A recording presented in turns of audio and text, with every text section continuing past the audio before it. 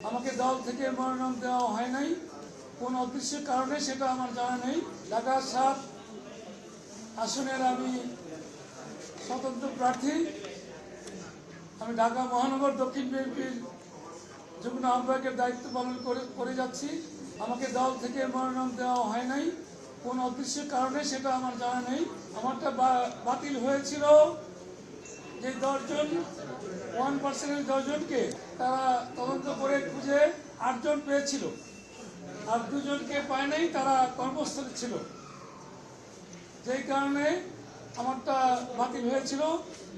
আজকে সেই ২ জন উপস্থিত হয়েছে, তারা হলফনামা দিয়েছে এবং আমারটা অ্যাকসেপ্ট হয়েছে।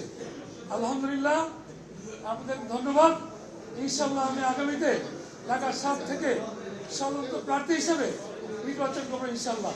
মোহাম্মদ ইউনূস বাংলাদেশ সুপ্রিম কোর্ট নোয়াখালী ৫ আসনের স্বতন্ত্র পদপ্রার্থী জাতীয় সংসদ নির্বাচনে।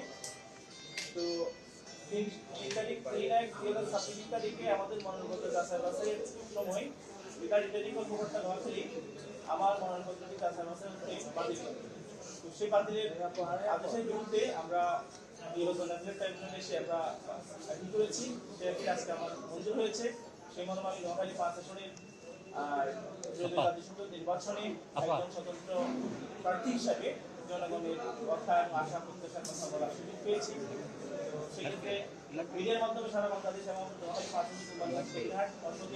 আসনের সকল ভোটারদেরকে আন্তরিক অভিনন্দন জানাচ্ছি, পাশাপাশি আমি দোয়া চাইছি। ধন্যবাদ। আসসালামু আলাইকুম। আমি আপিলের মাধ্যমে মনোনয়ন বৈধতা পেয়েছি। মহান আল্লাহর কাছে শুকরিয়া আদায় করছি। মাননীয় চিফ ইলেকশন কমিশনার মহোদয় সার্বিক বিষয় যাচাই করে এবং যারা আসেনি তারা আজকে সেখানে সাক্ষী দিয়ে গেছেন। এর মাধ্যমে আমার মনোনয়নটা বৈধ হয়েছে। সবাইকে অসংখ্য ধন্যবাদ।